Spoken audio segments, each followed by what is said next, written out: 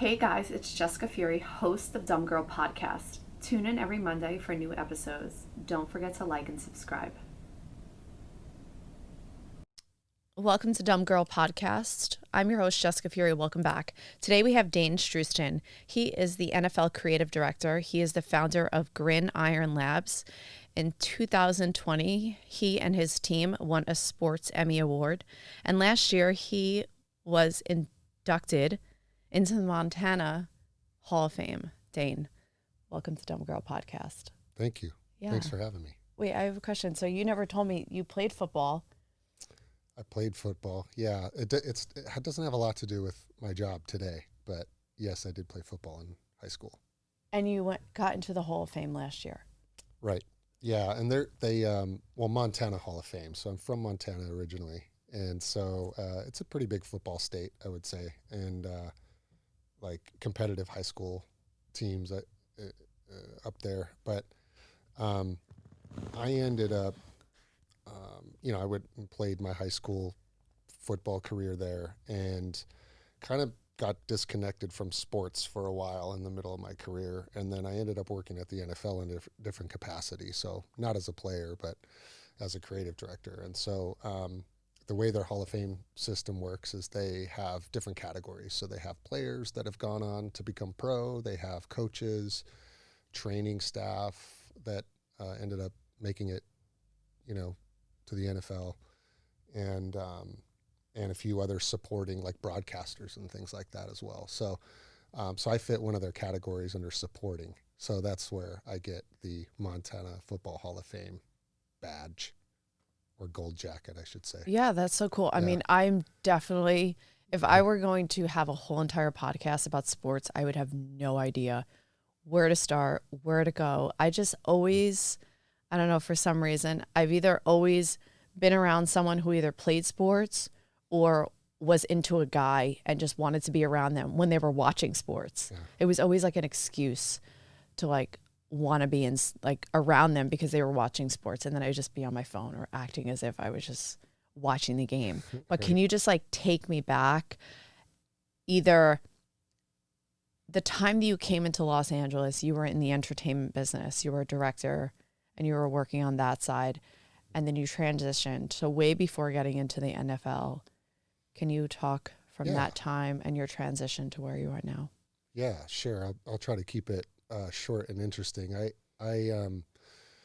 So all through high school, I was very into sports. I thought I was going to go on and play college sports for 4 years and try to make the pros and all that stuff like every kid in high school. And just before my senior year, I'd played football and baseball. I actually signed up to go to Washington State University to play baseball, oddly. And during that summer, before I was heading out to Washington from Montana, where I'm from, I ended up like pulling an audible and going to art school. I was always an artist growing up, drawing, painting, following my dad and brother, following their footsteps. And that came very easily to me. And it was always something I just thought you did on the side because I didn't think there was really a career in it, being an artist, outside of maybe being commissioned to do paintings for people or working for a magazine or something. Like I didn't have a good picture of what that industry looked like. So, but I ended up taking the dive anyway and going to art school in Seattle. And I lived out in Washington for 10 years, kind of cutting my teeth, becoming a, graphic designer, media designer, doing animation and things like that. And then I moved down, jumping quickly ahead, I moved to LA around 2007, and I had a job at Microsoft in Seattle for about 5 years, and I was doing all kinds of engineering type of work, like designing software systems and hardware systems and things like that.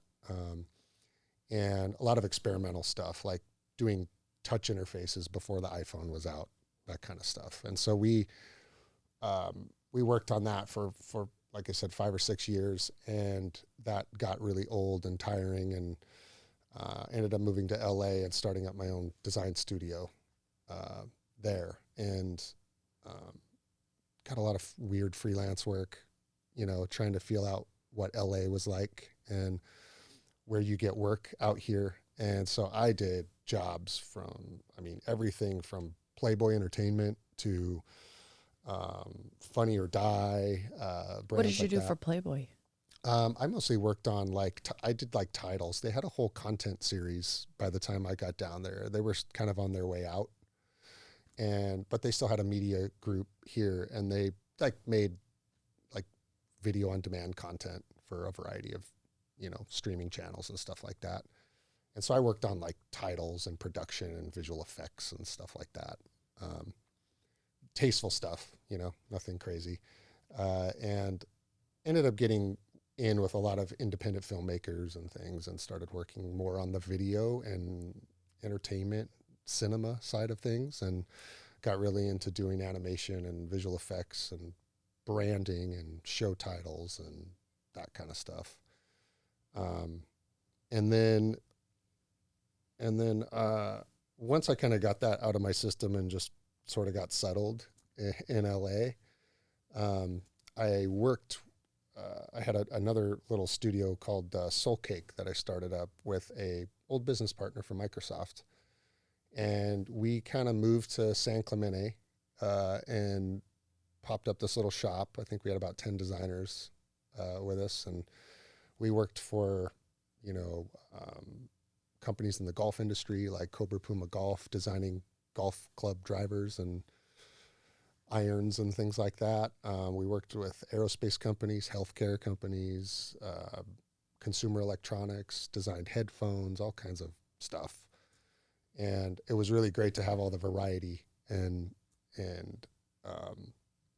spent a lot of time learning about different industries and such. And we did that for 4 or 5 years, and it gets, it's a hustle. So we got kind of burnt out from just hustling all the time and trying to find new clientele and dealing with the recession and all that stuff. And so I kind of took some time off, I remember, and I thought, man, I hadn't been really in touch with sports for quite a while. I'd say this is around 2015.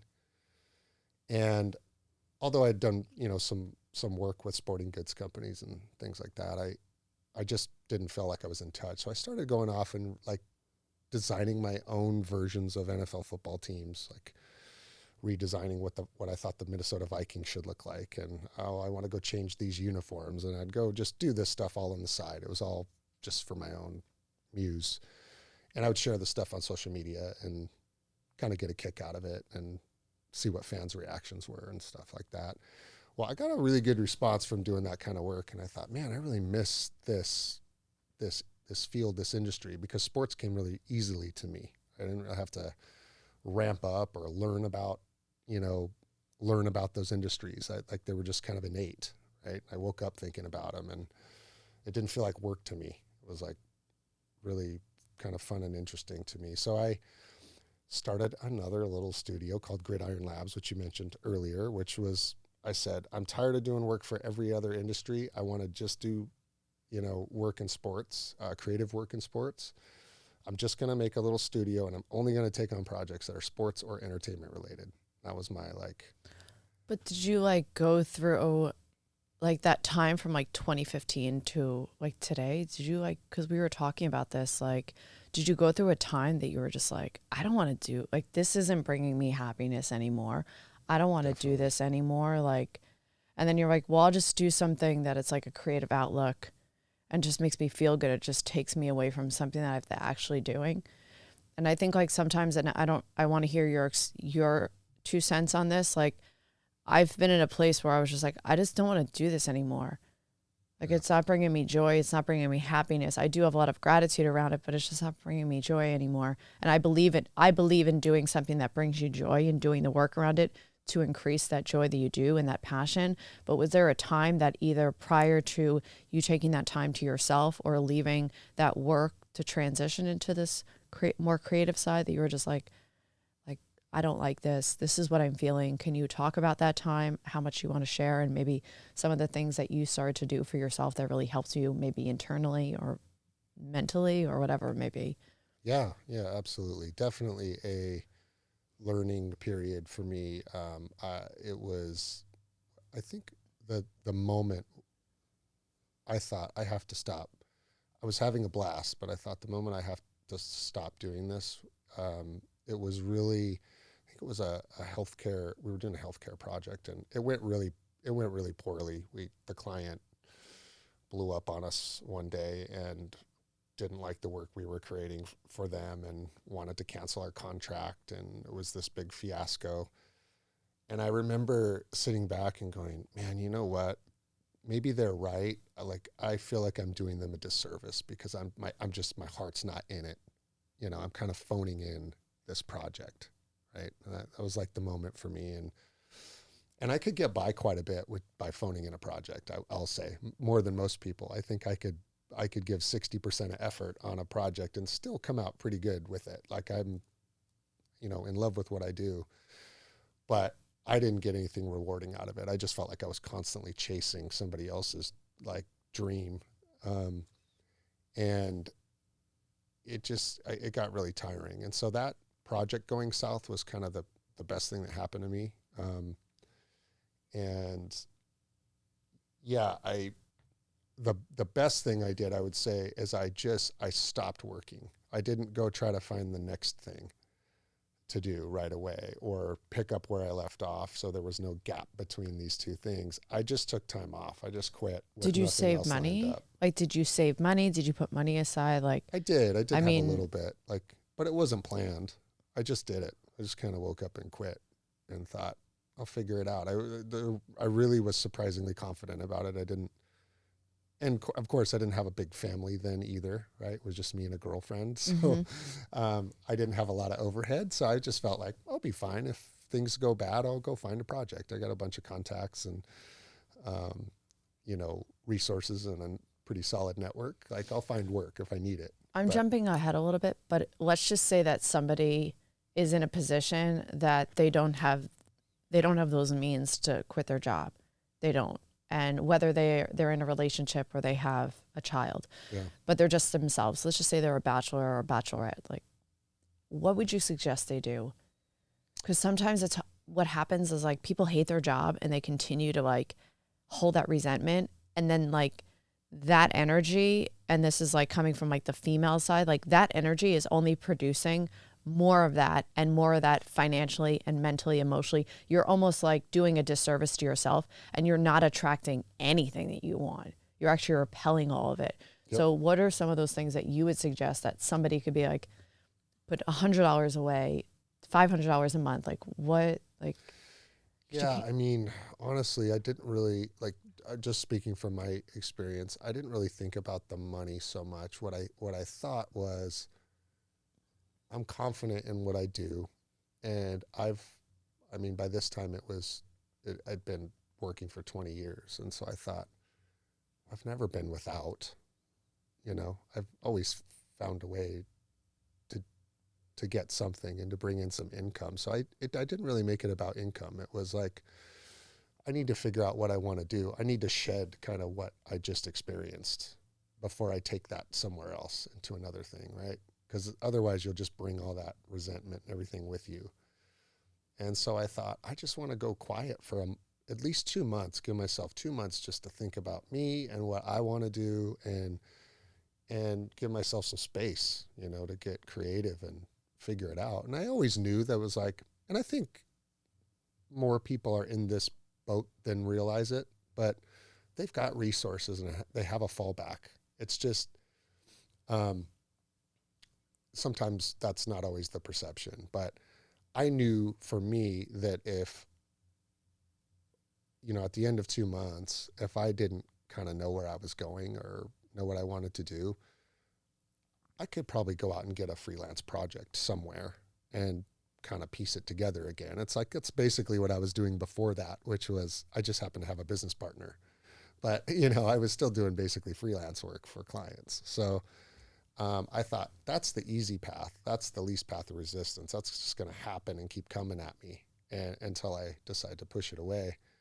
I really want to focus on sports, and I really want to focus on branding and logo design and uniforms and the things that I kind of love and And, you know, I follow myself on social media, right? As a fan, as a football fan. And so I just had a bunch of fun just making stuff. And, you know, thank God for social media at the time, because there's a quick outlet for it too, right? I can create something in a couple of hours, put it up, and get some reactions to it right away. And that kind of fueled me to do the next thing and the next thing. So before, I think content creation was sort of a buzzword, I think I stumbled upon content creation without realizing it. And all I had known before that was just freelance work, one-to-one. Client hires me, I work some time, they pay me for the time, project's over, next one, you know. But this was different. This was like, I'm getting reactions, I'm networking in a way. I'm having people call me and stuff during this time, you know, this 2-month period, saying, hey, I loved what you did on such and such. Would you help us rebrand XYZ? And these were like minor league baseball teams and college athletic programs and stuff like that, right? So it was in sports, and they were just seeing my stuff flow through my feed and picking up the phone and calling me. And so I was getting a lot of action from this, more than I had gotten from any other type of work I had done prior to that in healthcare or consumer electronics or any of those other industries. Sports seemed to be the thing where people could just wrap their head around it, get what I was doing, and, you know, stuff started to happen. Like, and again, it just didn't feel like work to me. I just felt like I was kind of taking a vacation from work, but I was still kind of like, I was still kind of getting into, I was still kind of doing freelance work. It was just work I loved.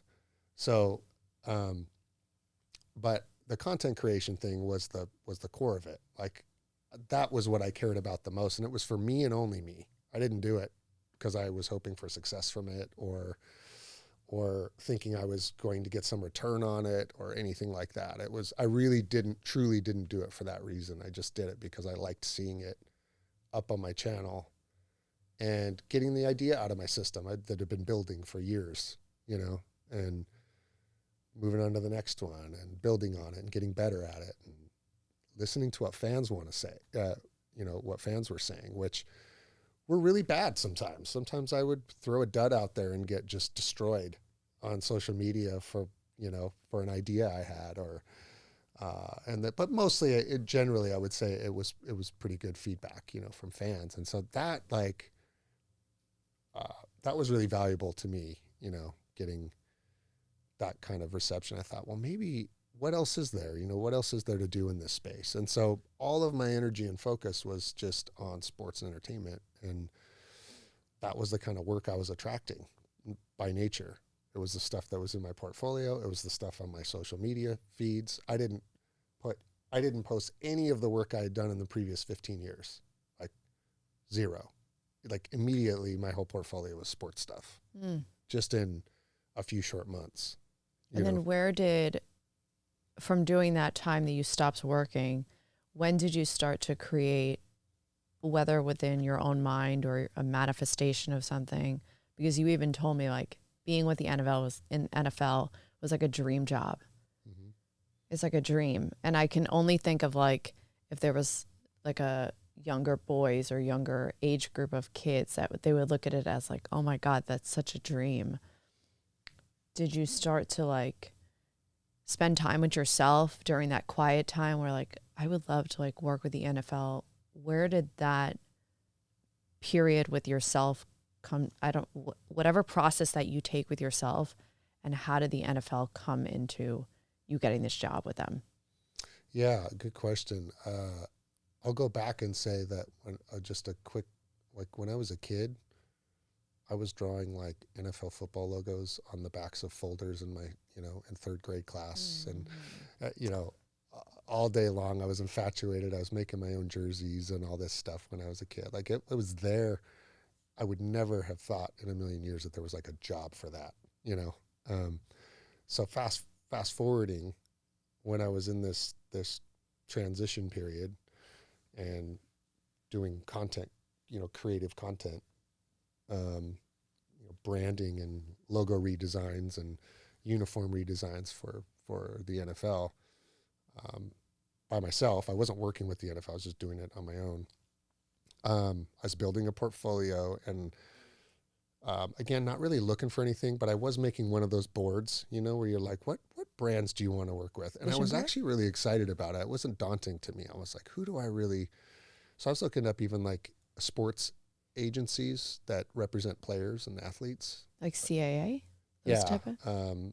And yeah, agents like that, or agencies like that. And Wasserman, places like that. And I was putting these things up on boards and thinking, yeah, like how would I get them to notice me? And so I was thinking of these cool gifts because I come from a product background and I'm an artist and designer.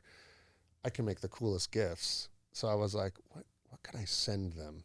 Just cold send these guys. Gifts. See, when Yeah. you said gifts, at first I thought it was like presents. Yeah. And then I started to think gifts as in the thing on social media that people loop. Yeah. No, I mean presents. Yeah, we're right. That's what I picked up on. But for half a second, I It was like, I wait. was like, I was like, making wait, gifts for but people. is he talking about doing Sorry, gifts? Because then I'm going to have gifts. to ask him after how he can do like a Dumb Girl podcast gift and I could just loop it. Immediately, I just thought that. Gifts. Oh God, So you would send them the amount of presents. times I hear that a day. Gifts. Yeah. So like making kind of a welcome gift or a hello, like here, this is who I am, and so I would, kind of concoct these things. So I remember Wasserman was one of the companies I'd put on the board, and I had bought a helmet. I had bought a football helmet, and I redesigned this football helmet. Just completely redesigned it, peeled all the decals off, redesigned all my own decals, and totally tricked this thing out, and had the Wasserman logo on it and everything. And I was going to box this up and send this to them cold and say, hey, I want to work for you. I do, sports and entertainment, branding, graphic design, motion design, media, etc. And as I was kind of going through this process, I had a good friend of mine who lived in Echo Park, who I hadn't talked to in a while, oddly, called me out of the blue and said, hey man, I just got this new job. In entertainment. And he was like a tech guy, really funny, cool, eccentric tech dude. And he was like, I got this job, and my boss right now knows the creative director for the NFL. And he's like, I saw your stuff that you're posting, which is really cool. He's like, maybe you want to meet this guy, or whatever. I could probably set up a lunch or something. And I was like, yeah, sure. It sounded like a super long shot. I was like, cool. So let me get this straight. Your boss that you just started a job with knows a creative director at the NFL. I was like, okay. He's like, yeah, so I'll set up a lunch with my boss, you and my boss. And if he kind of likes what you're doing, maybe he'll share it with this, creative director at the NFL. And I thought, well, okay. Like I could probably seek that guy out myself and do the same thing. I wasn't really, I didn't see the opportunity in it very much, but I was like, yeah, I would love to just meet, I was open to meeting anybody. And so I went and talked to his boss, really cool dude. And exchanged information. I gave him my stuff, didn't think two things about it. Just went home, back to what I was doing, content creation and stuff. And going back to my board, looking at my Wasserman gift that I was creating to send to them. And all of a sudden I get a call. I get a call from a guy by the name of Charlie DeMarco. He was the NFL creative director here in Los Angeles. He said, hey man, so-and-so gave me your name and took a look at your work, and wow, like you do a lot of stuff for the NFL. Like it's crazy. We're all looking at your work right now. Like, and what do what's your situation? Right. It was kind of a cold call, and I was like, wow, the NFL, they weren't even on my board because I didn't even know they had a location in Los Angeles. I thought they were just a New York based company, which is where This is headquarters pre-stadium. is. Yeah, so they had a studio in Culver City, it turns out, and it was NFL Network. They had a digital media arm, and NFL Films, who's based in New Jersey, but connected from a business perspective to the LA group. And And so I was like, yeah, wow, I didn't know there was an NFL here in LA. He said, so he kind of gave me the quick rundown of what they did. And he said, well, let's meet up for lunch, you know? And so a week or so went by. I went down and had lunch. Again, I really didn't have any expectations, and I thought maybe at best I'd walk away with like a freelance project or something like that, you know, that they could bring me in for 3 months to work on something. And I thought, wow, right on, you know, that would be a great brand to put on my resume, you know? But I wasn't thinking very big about it. I was just thinking kind of small, like, oh, I would come in and do a real quick project and be done. And, you know, that'd be it. And so he sat me down and started asking me about what I would want to do with the NFL. And I wasn't prepared at all, because I was kind of in this euphoric state of just doing my own stuff on the side. So I really wasn't thinking about a job or anything, you know, like a full-time job, or that wasn't even on my brain. And so I was really kind of stumped by his question. I was like, man, well, I love branding. I was like, I'm a good graphic designer. I have a product-based background for really critical design thinking and running a creative team and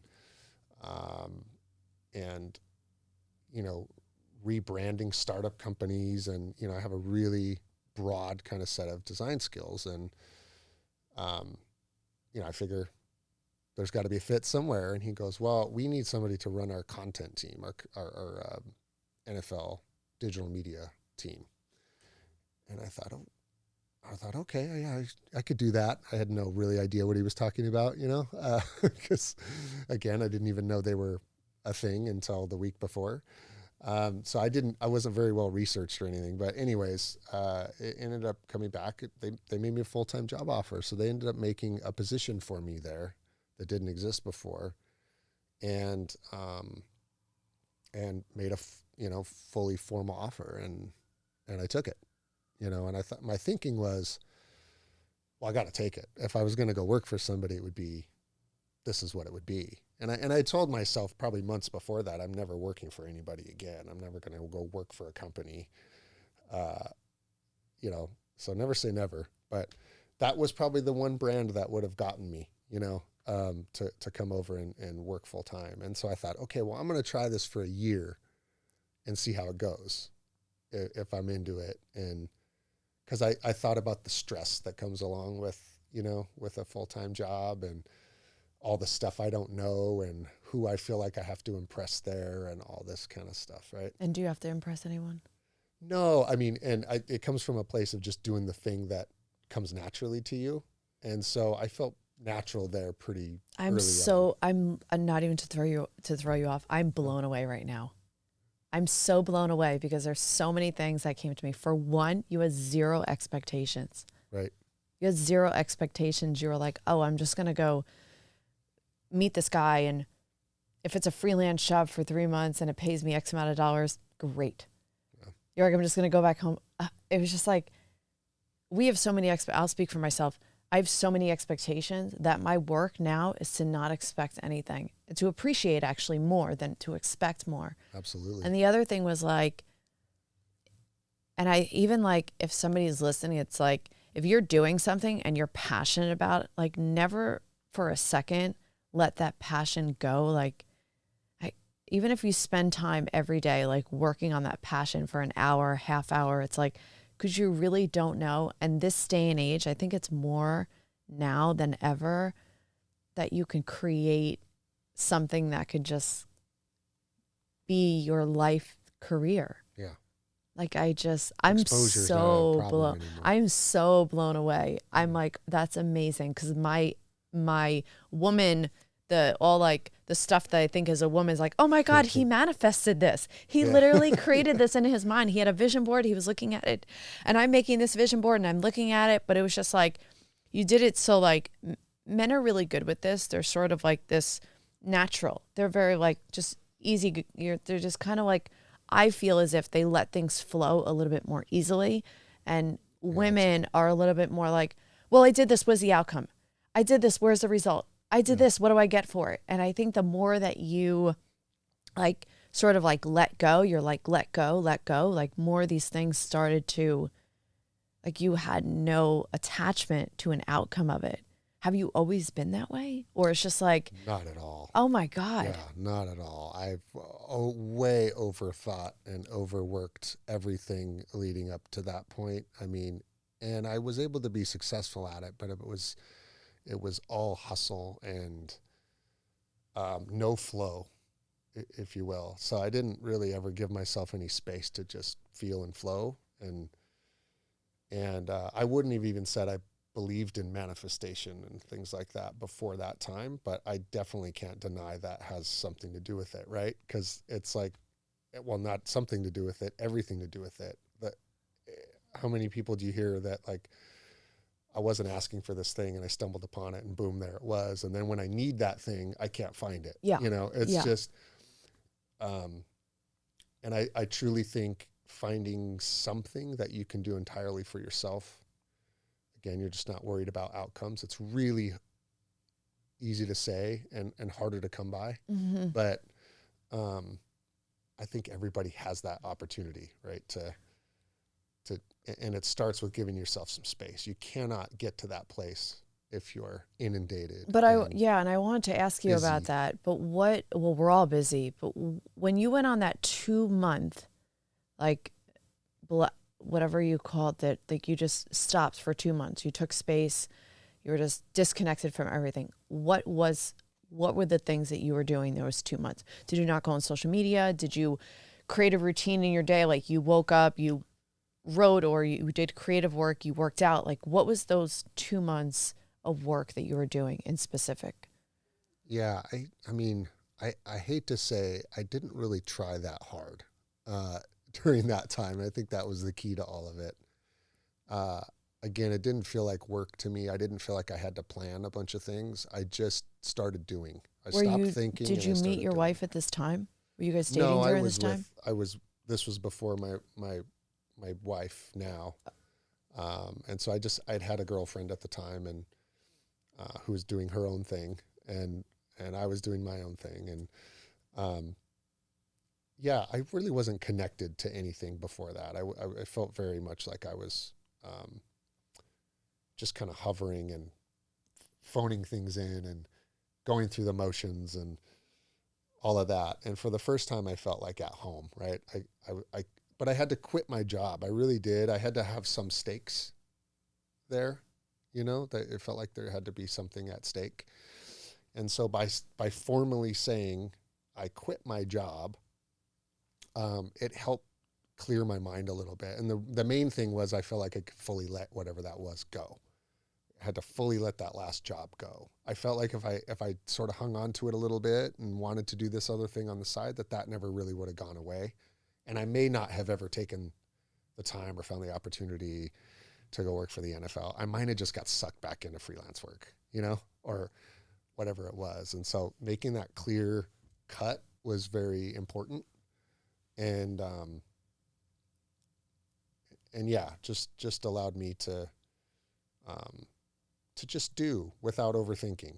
And so I spent 2 months really just doing and not pressuring anything.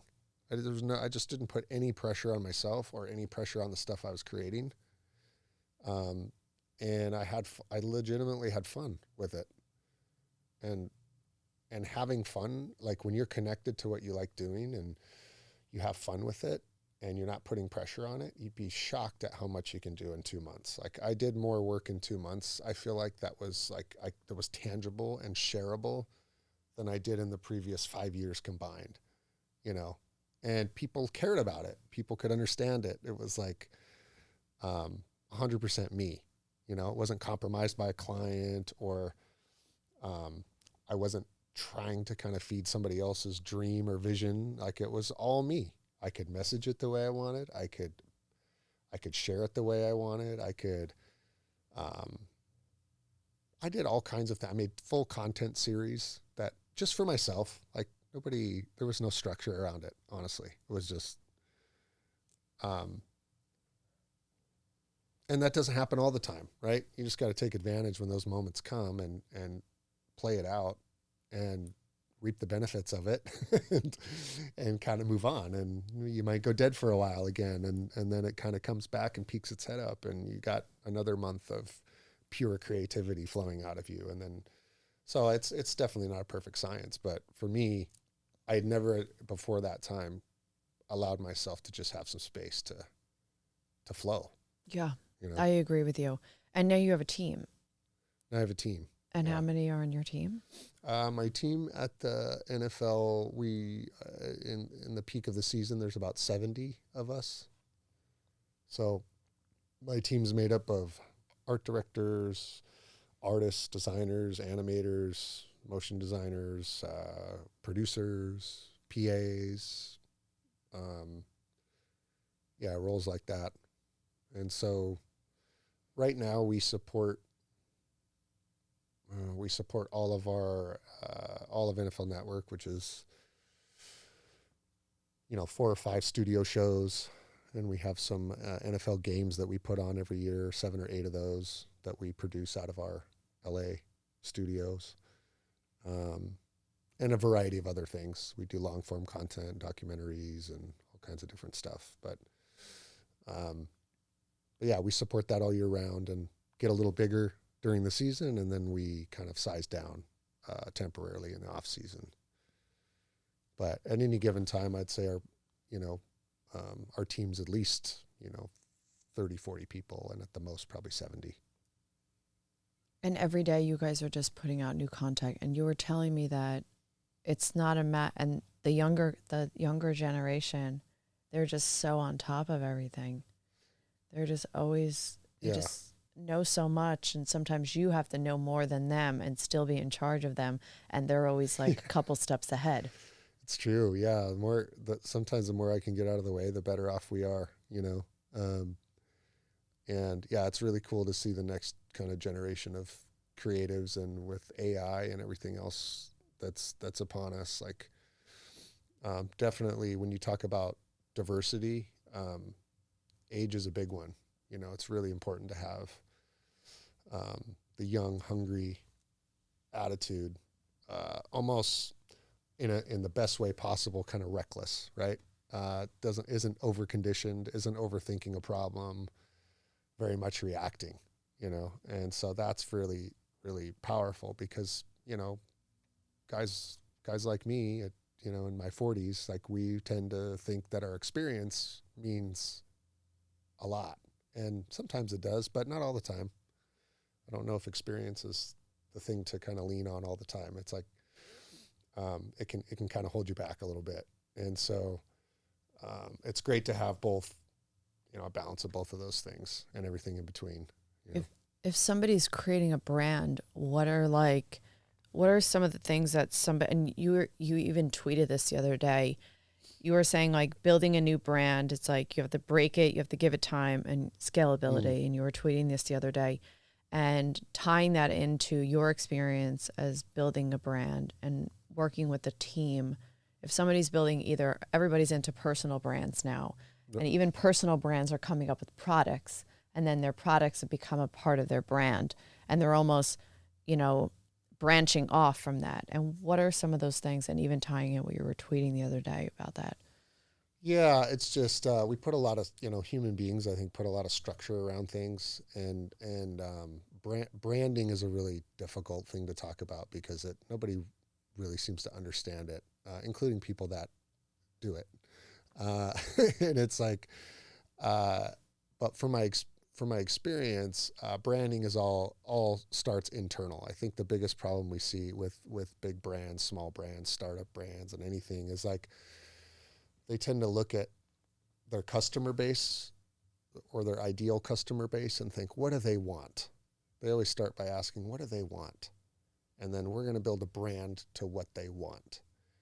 And what's happening, and maybe that worked in the 40s and 50s because people weren't inundated with media, but now it's different. People want to believe in something. And if you don't believe in yourself, you're going to have a really hard time selling yourself to other people, right? You can't make it up. People can sense artificial marketing more than ever, right? And so I always tell companies or teams or or people, whoever's doing a sort of rebrand, to look internally first and make sure that you understand authentically who your true self is, and spend the time and energy on figuring that out before you make anything, before you create a logo, before you think about messaging, before you come up with a marketing campaign. Find out who you really are and what your core values are first. Like, internally, who are you as a company? Like, brands start from within. And when that's really strong, only then can you start to find ways to expose that to other people, i.e. your customers or your target audience, whatever it may be. And so that's kind of the biggest shift. And then after that, it's not so sacred. It's a daily operation running a brand, right? It's like Jeremy Darlow is an author, and he had this quote that sticks with me. It's your brand is either working for you or against you, but it's always working. So every single day, everything you do, your brand's not ever static, staying still. It's either kind of getting worse or getting better, but it's never staying still, right? It's alive.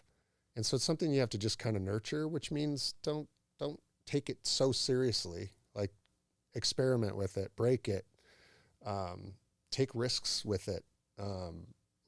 Learn. It's the only way you can kind of learn about your target, your target audience or your customers or whoever you're selling to. So I think it's a lot of that. So that most of the talks that I give, or the clients that I end up working with, I just try to simplify, boil it down to those few things. Like, it's okay. This isn't a perfect science, right? It's like, it's really a reflection of you, and people really want to put a face to things, So we end up talking about brands a lot like they're people. So when you create a brand, it's got characteristics and a personality and a tone of voice and that sort of thing. Because people connect with people, they don't connect with entities,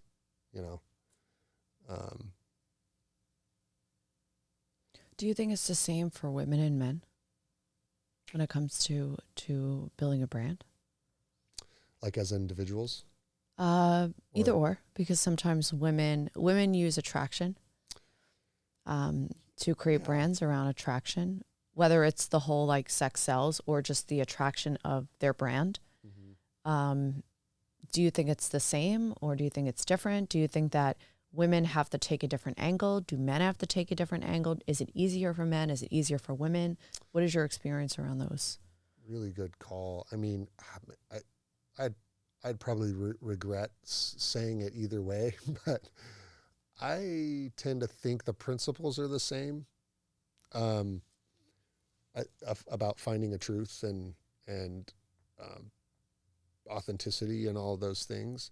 I think women sometimes have an easier time expressing, kind of fashionably expressing themselves, and I think it comes easier. The really successful, I feel like, and I feel like women can build brands around a lot more things than men can. And I try to think of an example, but I know, like, if I'm thinking of male entrepreneurs that I know that have started their own brands, the thing that, the brand that they created and the product they created is so specific, like baseball bats or a fishing lure, or, you know what I mean? It's like this one thing, or a golf club or something that's just specific. And this is like, there's exceptions to this rule for, 100%. But whereas I think women tend to be are just more personable already as human beings in many ways. So like, I feel like it's easier for them to translate their characteristics into something that other people can consume, I guess.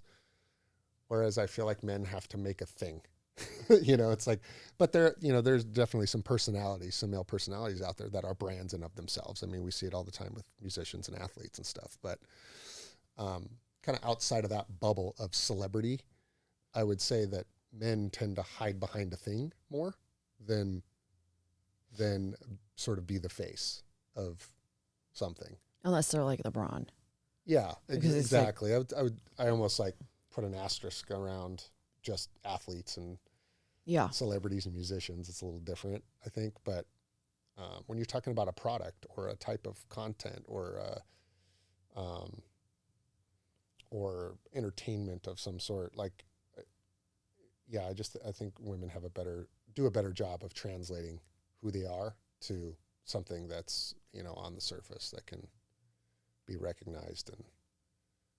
But that's just me. I mean, Women know are if that's even so fair. emotional. Like women are great because they have a lot of emotion tied to it, but they may also have, and I'm only speaking from my own experience. And it's like the emotion it comes in waves. And then it's like the passion and the emotion at the same time, depending on the day of the month or the time of the month or the day of the year, the sun, the moon, it's just all these things that are going on will define like whether or not like what's going on with the brand. Yeah. But a lot of women, and I don't want to speak as if I'm going to put myself on a pedestal, but I've found this to be a positive when connecting with my own brand, with other people, whether men or women, is that I don't have to compare it to another person as if I'm competing with them. I only see brands, mostly women, I will look at their brands if it's connected to something I'm looking to create and they've already created success around it. I'll see what they've created and I try to not compare what it is, but see what they've done. And it's like nobody's reinventing the wheel here, but what they've done, what am I doing? What has worked for them? And I think that that's something that when you detach from a competition and being competitive around it, you sort of disconnect from it. And we started talking about this when you first came on. It's like, I actually find when I'm thinking of an idea, I will have a conversation with a woman and a man. And sometimes I will gravitate towards men when I'm asking questions in relation to my business, because my experience with a lot of women sometimes is I get this feeling that it's a competition, and it's not a competition. And I was reading this morning, and I don't know if you even tie this in with your team or your like team building, is like, if you see the progress that you've made along the line, that you're building this brand or this product or whatever it is that you're doing, or this business or this personal brand, and you sort of see how things just line up, like maybe a year before or 5 years before, you can almost tie in something. Like just hearing your story, and I'm like, oh, I just see like how you've just been able to connect the dots. Like from the time when you were a kid and you're writing on the back of your folder, or the time that you just started to do your own creative work. Like I kind of think of that within my own journey of things that I'm creating and creating this platform on my podcast. The creating this has also come from building a real estate business. Yeah. And I think it's just so wild that when you detach from that competitive side, you actually create more healthy relationships. Oh, 100%. Yeah. And I don't know if it's the karma, which you put out comes back to you type of thing, but like it really is true. I mean, the people in the industry that are the healthiest meaning get the work they want, always busy, always have opportunities at their fingertips, are always people that are sharing, right? Either sharing your knowledge, sharing other work with people that are in your same industry. Like there's enough to go around. It's like, and the more that you understand who you are as an individual, the less, I guess, the less worried you are about competition. I think you basically just said that. It's if you're so unique, you're not worried about stepping on people's toes or vice versa. It's really, there's enough to go around. Like, yeah, I think it's just this genuine, like doing the inner work is something that I'm getting from the things that you've shared and whatever those things are. But like, it really is like when you're just, everybody has off days. Everyone has days where you're just like, shit, like I'm doing all this work and I want to start seeing stuff. And it's not in the feeding of the failure mindset, like, oh, this is not going to get done, but it's just being able to see it, observe it, and then do something that's the opposite of doubt. do something that's the opposite of fear. Do Yeah. something that's the complete opposite. Because we become reactive, and I'm not saying that your team, the younger generation, their reactiveness is a positive, but being reactive, sometimes we react to the outside. Yeah. And even if we're in a relationship, we react to the outside. And I do want to sort of like change gears really fast. How do you start to manage being a father, being a husband, having a full-time job, a full-time team, work? What are some of like the work-life balance that has really helped your relationship and also helped this evolving relationship as a father? Yeah. Thanks for asking that. That's a great question. I think, yeah, I mean, family has definitely changed things. To anybody that's got a family, I think they would be nodding their head like, yeah, it's a lot in the best way possible, right? It's just taking the attention off yourself and putting it onto something else, and you tend just to focus less on yourself, I guess, and out of necessity, right? There's so much going on, but I don't think I had a good understanding of what work-life balance was, even without a family, until I was like in my late 30s, probably. I didn't really appreciate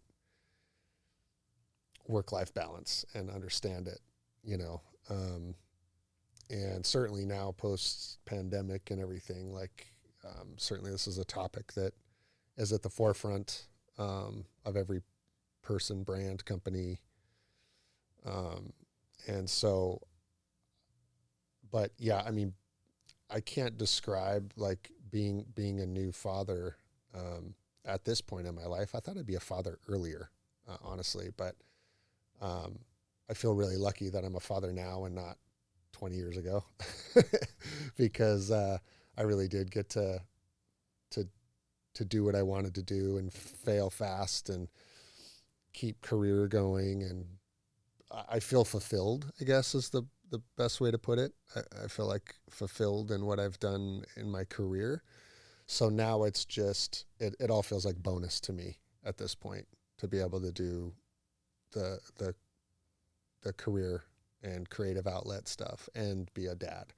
Because all I'm thinking about right now is like, what's the next 10 years going to be like for her, or 20 years, or what's she going to be when she grows up? Like what seeds do I start planting now? Like that's kind of what occupies my mind more than anything. And of course, how do I do that together with my wife? How do we create a healthy relationship that she sees every single day and starts forming,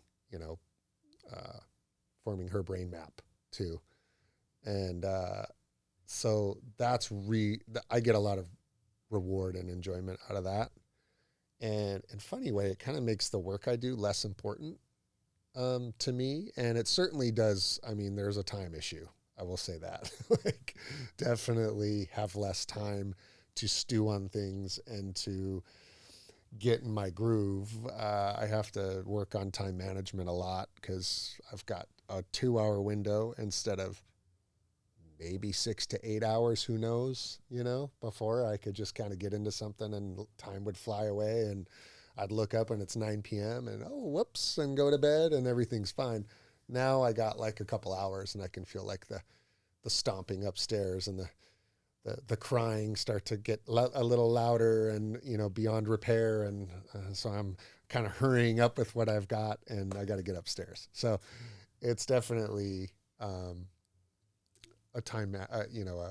master class in time management, but I think it's still also learning. just broadened your mind to see that there's so much opportunity, whether you're diving into time with your wife or your daughter or just your career. It's just sort of like expands your mind in so many different ways of just so many things that you can do. I mean, like, it's Overwhelming. We learn. People have said that you learned sometimes from the youth, like the child. I mean, she's 3 now, right? Yeah. Well, just 2. Yeah. Oh, and yeah, I mean, she's so smart, and I mean, everybody says this, of course, about their kid, but she's fairly advanced in the way. I mean, to see what she learns in like a week or two, you're just like, oh my God, like biology is amazing. Like, it's just how quickly she can pick up on something, because she's just a sponge, and she's not conditioned and tainted with all this extra information. She's just absorbing and learning and then spitting it out. It's like unbelievable. And then it's just anxiety for me, because I'm like, am I going to be able to stay ahead of her when it comes to like girls, by the way, way different than boys. I have 2 step boys, and 2 nephews growing up who were, I wouldn't say helped raise, but was around from the time they were infants to, high school, and a lot of experience with boys. And girls are so much different and so much more emotionally advanced at that age, especially, and can express themselves in more sophisticated ways. And I mean, it's scary. It's scary how fast it's all moving, it's like, and so I just feel like I'm not going to be able to keep up here shortly, and stay ahead of the technology curve, stay ahead of what she's doing on social media, staying ahead of like what opportunities for her to learn new things, like all of that stuff now I feel like is on me and my wife to create a path for, and as soon as I get, really stressed out about that, we have her in daycare 3 days a week with a good childhood friend of my wife's. And we're so thankful for that, because she learns so much during that time, because there's other kids learning right next to her that are 1 year, 2 year, 3 years older than her. I mean, and that's like osmosis, right? Whatever they're learning, she's learning instantly at the same rate, and maybe even exponentially faster, who knows? But all stuff that we couldn't do on our own, right? There's no way we could create that much influence for her. And so daycare kind of gets a bad rap, because usually it's a stranger that you're working with. But we're very lucky to have an old childhood friend as our daycare teacher. And, she treats it more like a school than a babysitting job. Yeah. It's really interesting. So I'm really thankful for that. Yeah, that's amazing. I would definitely say that everything that you've done up to this time, you just rinse and repeat. Just keep doing all the same things. And literally, like, I've read like a child up to the age of 7, everything that they learn and see and hear will develop into their adult life. And the things that that we choose to work on that took either break habits or break behaviors, we go back years to unmend those things. And I would say that even your team, they probably set an example of what you learn, and you could just apply it to your daughter. And I really admire what you've been able to create for yourself. Oh, thank you. I just think it's amazing as an entrepreneur. And likewise. Yes. Yeah. Very shared. Thank you. Yeah. Thank you. I appreciate it. I'm just so grateful for this platform. Like the platform that I'm creating, I'm just grateful for it, because it's almost like exactly what you said. This is just a way of carrying a message and giving it back. Yeah. And giving it back. And that's it. And for me, I'm just like a sponge. I absorb all of this stuff. Like, I just love it. And I appreciate it so much. And please, at any time, you're always welcome to come back. I like to ask all my guests 3 questions before they leave me. They don't have to leave me, but they will leave. What is a non-negotiable in your morning routine that sets you up for the day? This is going to be not very enlightening. Well, right now, it's waking up with my daughter. It's being the first person that she sees, and she being the first person that I see. Oh, that's really sweet. Yeah. That's really It's my favorite thing in the world, to Oh wake my up God. to my daughter and see her smiling, and she's so happy in the morning. She's not always happy, but she's very happy in the morning. So That's I'm going it. to have to reconsider this parent thing. Before that, it would have been coffee, you know. Can you leave the listeners with one suggestion or piece of advice they can apply to their daily routine, their business, and or relationship? Yeah, man, I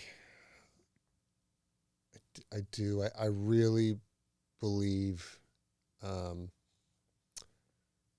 really believe in creating space for yourself, whether even if it's inside of your relationship, if it's inside your job or career, whatever it may be, give yourself some space, and that's just for you. It might be 15 minutes, it might be an hour, it might be a week, but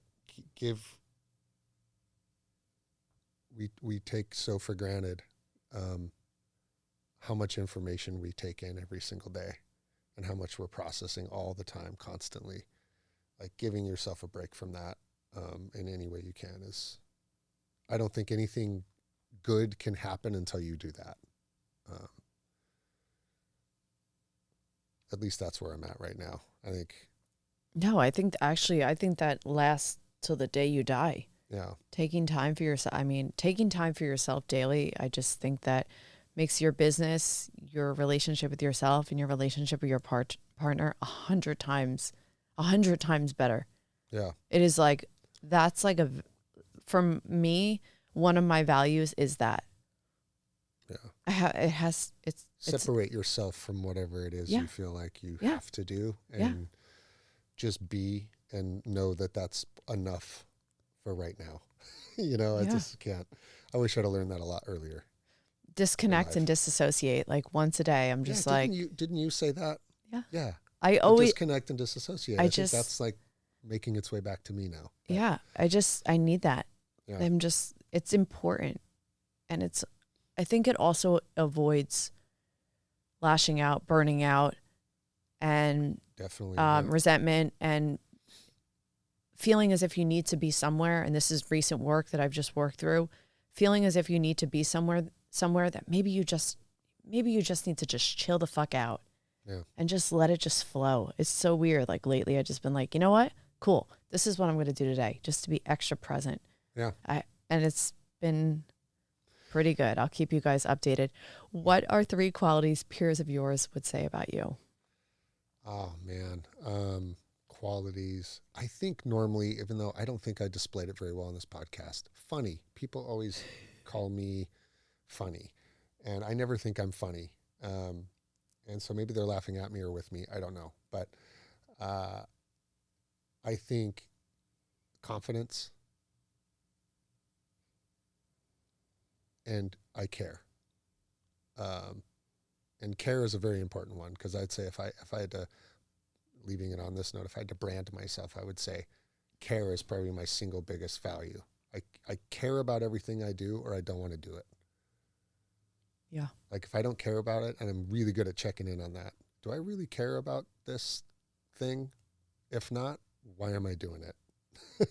Yeah, I think that's valuable, especially going back to building of the brand. Yeah. And I literally, everything you said, I was like, note. Like, it just took so many mental notes. Dane, thank you so much for being here. Thank you. Plug yourself. Where can people find you? Yeah, I'm on Instagram at Dane Storrusten and at Gridiron Labs. Instagram at D Storrusten. And you're on Twitter. I follow your Twitter. Yep. Yeah, Twitter at Dane Storrusten. Thank you so much, Dan, for being here. Nobody will ever remember that name, the spelling of that name. When they see it on the YouTube, guys, follow the YouTube. We put all these videos up so you can like and subscribe. Follow the podcast at Dumb Girl Podcast. Thank you so much for being here. Dane, thank you for being here. I'll talk to you guys soon. Thank you.